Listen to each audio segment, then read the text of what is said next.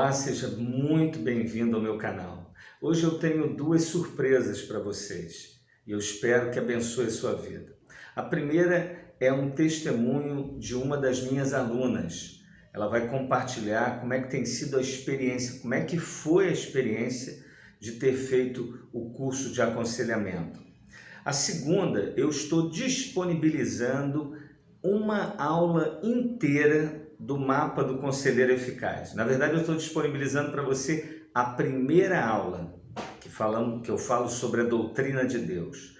Eu espero que você tenha uma experiência muito interessante com essa aula. E por que eu estou fazendo isso hoje? Primeiro, é porque eu sei que algumas pessoas ainda têm resistência em fazer cursos online. E às vezes pensam, será que eu vou aprender um assunto como esse, aconselhamento bíblico, pelo computador, assistindo no tablet, no meu celular? Eu quero dizer para você que não teve essa experiência ainda e é por isso que eu estou disponibilizando para você ter essa experiência, que é possível aprender e vou mais além. É possível você ter um conhecimento mais aprofundado. Porque se você pensar bem, quando você está numa sala de aula e você não entendeu, você levanta a mão, pede para o professor repetir. O professor, que é professor, vai repetir quantas vezes necessário. Mas o problema é que os alunos, às vezes, não querem ficar perguntando mais de uma ou duas vezes. Você sabe o que eu estou dizendo. Então, com o curso online, você pode voltar quantas vezes você quiser. E no nosso caso, como você será inserido numa comunidade ao adquirir o curso e também terá uma linha direta de comunicação comigo por meio de e-mail e também do WhatsApp, com certeza você não vai ficar desamparado. Então, caso você não compreenda algo, nós teremos liberdade para conversar. Bem, eu espero que tanto o testemunho da Evelyn quanto essa aula que você vai ter acesso edifique a sua vida. Eu sou Glauter Rocha, pastor, conselheiro e professor de aconselhamento bíblico. E não canso de dizer, aconselhar transforma.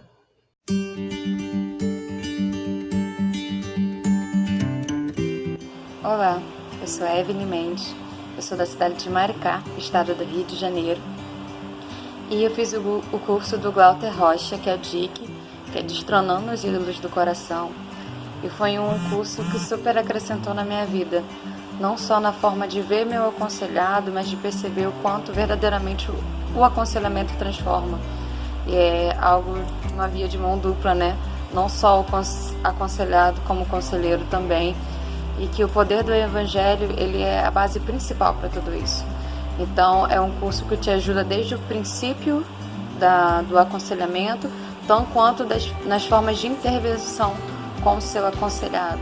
Então, mesmo para mim que já tinha uma base sobre aconselhamento, foi extremamente relevante e edificante. Então, hiper indico para você, e sei que da mesma forma que edificou a minha vida, também vai edificar a sua. Olá, seja muito bem-vindo ao primeiro módulo. Eu quero parabenizar você por ter adquirido este treinamento, que eu acredito que com o conhecimento deste mapa, o mapa do conselheiro eficaz, você será transformado e vai abençoar muitas e muitas pessoas. Nós vamos caminhar aqui passo a passo. E eu peço que cada módulo você estude, você analise, ouça quantas vezes necessário. Não tenha pressa, o importante é você ter uma boa formação. Bem, nós não poderíamos começar diferente, nós vamos começar falando sobre a doutrina de Deus. Nós vamos destacar aqui os atributos de Deus. Bem, como é que a gente pode estudar um ser que a própria palavra diz que ele é invisível, que eu não posso vê-lo? A Bíblia diz que Deus é espírito. Ninguém nunca viu a Deus. Então, como eu posso estudá-lo? Em primeiro lugar, precisa ficar claro de que tudo aquilo que eu e você sabemos sobre Deus nos foi revelado. Deus se revela de duas maneiras ordinárias e de uma maneira extraordinária. Como que se dá essa revelação ordinária? Uma é pela criação. Deus criou todas as coisas, a Bíblia afirma isso, e toda a criação ela possui as impressões digitais de Deus. Então, quando eu olho para o céu, terra, mar, todos os seres existentes, inanimados, quando eu olho para os seres vivos, quando eu olho para o homem, quando eu lanço meu olhar para tudo que Deus criou, todas essas coisas revelam características de Deus. É isso que eu chamo de impressão digital. Poder, soberania, beleza, tudo será revelado para nós por meio da criação. Essa é uma maneira ordinária, quando eu olho para a criação.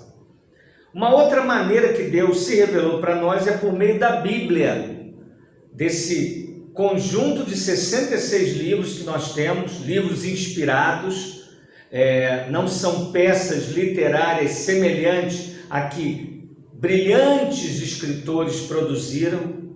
A Bíblia revela características de Deus, mas também nos dá informações que eu não tenho acesso na criação. Inclusive a criação, no sentido de revelação, ela é limitada. Ela comunica algumas coisas e outras não. Por isso precisamos conhecer a Bíblia. É na Bíblia que nós vamos saber como Deus criou, nós vamos ter acesso a detalhes sobre essa criação, nós vamos entender por que somos como somos e por que fazemos o que fazemos, por que há desconforto no coração humano. Então, todas essas informações nós temos na Bíblia. Então, a Bíblia é um livro que revela Deus e revela a sua vontade. Essas são as duas maneiras ordinárias, criação e a Bíblia. Qual é a outra que eu chamei de maneira extraordinária? Eu disse que existe uma. É quando Deus diretamente se revela a alguém. Quando Ele fala com uma pessoa audivelmente, quando Ele dá uma visão a essa pessoa, a própria Bíblia nos mostra manifestações dessa natureza. Atos capítulo 9, por exemplo, Saulo se converte na estrada de Damasco com uma revelação extraordinária da parte de Deus. Deus sempre se revela assim? Não, o nome já diz extraordinário. Ele faz isso na hora que Ele quer, com quem Ele quer, e nós não podemos exigir esse tipo de manifestação de Deus. Então eu creio ser importante essas informações preliminares. Nesse momento, eu gostaria de fazer com você um exercício importante que eu vou destacar aqui, o que nós chamamos de atributos de Deus. E depois que eu destacar alguns desses atributos, eu vou dar a você, então, ao fazê-lo, o caminho para você estudar outros atributos de Deus. Eu quero observar com você hoje pelo menos 5 atributos de Deus. Quero começar destacando aquele que explicitamente está na Bíblia como o primeiro, que é o Deus Criador.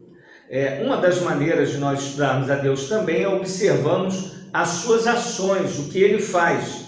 E o primeiro momento nas Escrituras, a Bíblia diz, no princípio, criou Deus os céus e a terra. Nós vamos ter acesso a essa informação, então, que a Bíblia nos dá, que tudo que existe deriva de Deus. Deus é, por excelência, Criador. Qual é a diferença do Deus Criador para o homem? O homem é o homem transformador. Nós não criamos como Deus cria. Deus, a Bíblia nos mostra, que a matéria-prima dele é o nada. Ele não precisa de alguma coisa para poder fazer algo. Porque essa alguma coisa que ele precisa, quando precisa, ele cria. Nós não. Nós precisamos de matéria-prima existente para poder formarmos, para transformarmos e criarmos na nossa linguagem alguma coisa.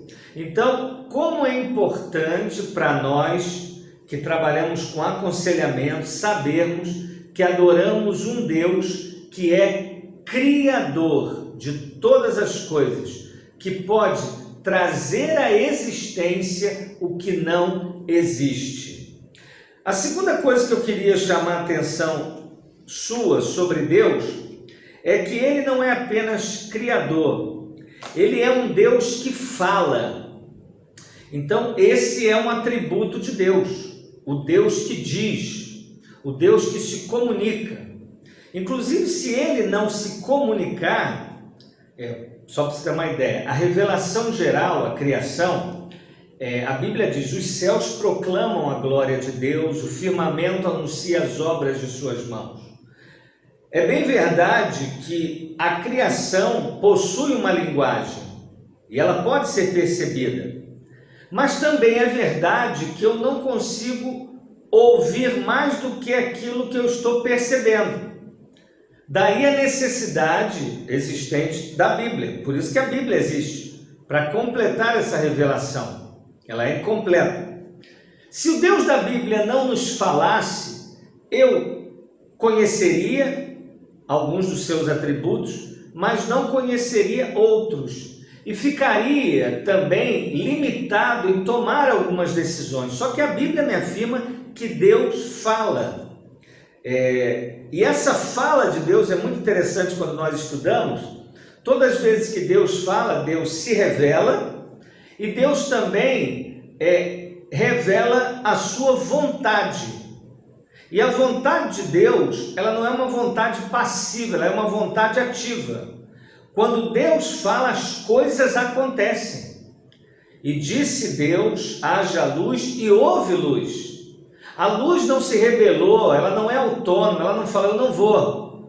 Não, a Bíblia mostra que quando Deus diz alguma coisa, as coisas vão acontecer. Por exemplo, ele falou para o profeta Jonas que ele iria para Nínive. Jonas não quis ir para Nínive, ele foi para Tarsis.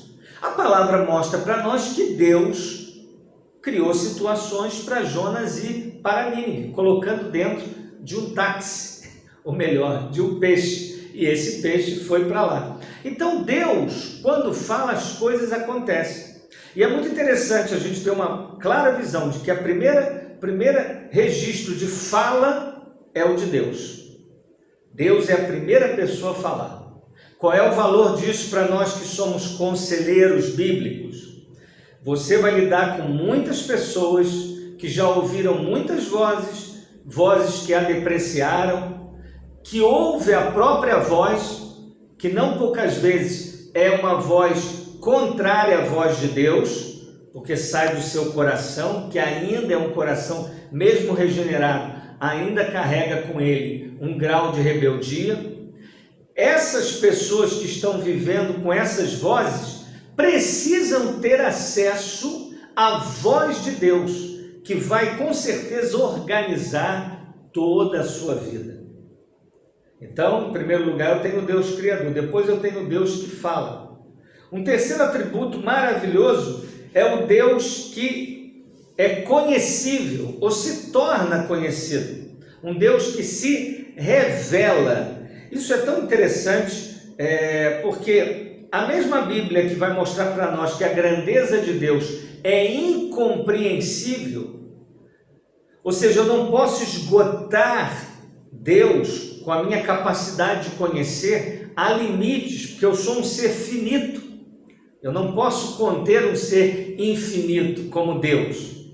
Mas quando eu observo na Bíblia o Deus que se revela, o Deus que quer aparecer, que veio na direção do homem, Deus cria o homem, fala com o homem, aparece diariamente na viração do dia no jardim. Você vai observando toda a revelação de Deus. Deus sempre está presente. Deus ouve a oração. E no Novo Testamento nós temos o ápice desse Deus quando ele encarna. Quando ele vem em Cristo, o Verbo se faz carne e habita entre os homens. Quer dizer, o Deus glorioso desce a essa dimensão nossa, material, limitada, dimensão de dor, de dificuldades, e ele vem e anda entre nós. Então o Deus da Bíblia, ele é conhecível, você pode conhecê-lo. Uma coisa também, um atributo muito interessante para nós, é o atributo da independência de Deus. O Deus da Bíblia é independente. Eu e você não somos independentes. Pelo contrário, somos muito dependentes. Volta e meia, casais na comunidade onde pastoreio, onde já pastoreei, têm filhos.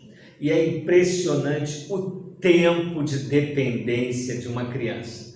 Até ela começar a fazer uma coisinha ou outra sozinha, de forma responsável, não destruindo nada, demora bastante. Como ela depende ali do pai e da mãe. É impressionante isso.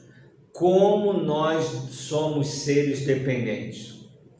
Hoje, por exemplo, eu fui na padaria, comprei um pãozinho, saí da padaria com aquele pão. Mas quanta história atrás daquele pão, daquele único pãozinho, quanta história, de quanta gente eu dependi.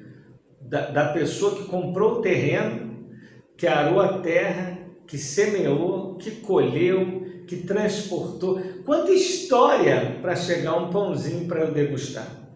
Nós somos seres dependentes. E é muito interessante você perceber, por exemplo, em Atos capítulo 17, verso 24 e 25, Paulo vai dizer para os atenienses que o Deus que ele está anunciando, diferente de todos aqueles deuses que estavam recebendo oferendas, falsos deuses, Paulo vai dizer: o Deus que eu anuncio é um Deus que fez o mundo e tudo o que nele há. Não habita em templos feitos por mãos de homens, tampouco é servido por mãos humanas, como se necessitasse de alguma coisa.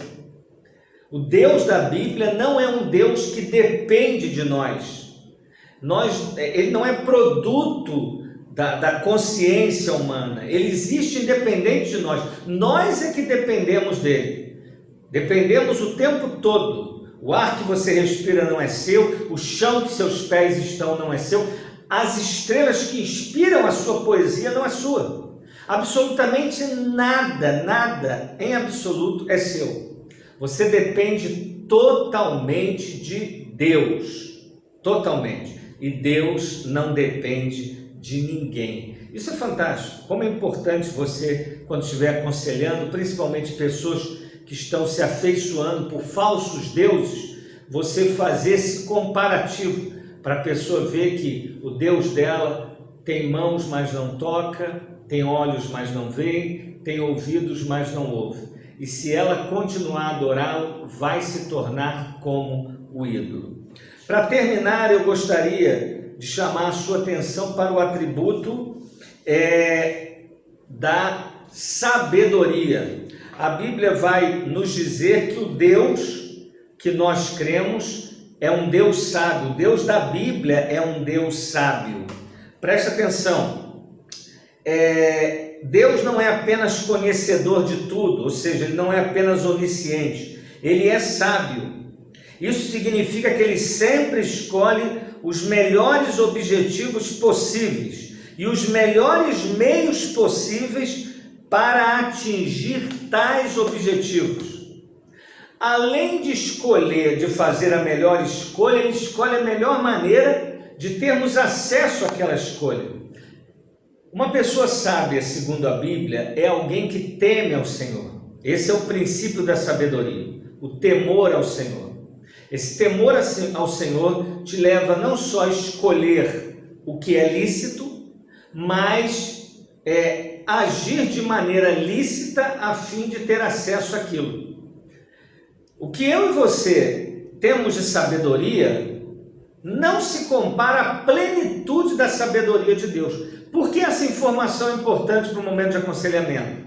Porque os conselhos que você apresentar para o seu aconselhado, firmados na Bíblia, ele precisa saber que são os melhores, que nunca o plano dele será comparado ao plano de Deus. Nunca a verdade dele será melhor que a verdade revelada de Deus. Então, quando Deus disser que algo é ruim, esteja ele certo, é ruim. Isso faz toda a diferença. Então, como é precioso quando a gente pode, observando os atributos de Deus, apresentar esse Deus ao nosso aconselhado. Guarde uma coisa, você como conselheiro: uma vida confusa essencialmente tem a ver com uma adoração confusa. Quando você corrige a adoração de uma pessoa, a centralidade de Deus, da sua glória, da sua palavra, a vida dessa pessoa sofre os efeitos desta adoração correta. Por isso o Senhor Jesus sempre insistiu no conhecimento de Deus. Quando você conhece Deus da maneira bíblica, isso faz toda a diferença nas suas escolhas. E eu creio que conhecer os atributos de Deus é conhecer o Deus dos atributos. Então, como é importante? Pastor, como é que eu faço agora para dar prosseguimento a esses estudos? Você agora vai observar os atos de Deus na Bíblia e vai saber que isso são atributos. Por quê? Quem Deus é aparece naquilo que Deus faz, assim como nós.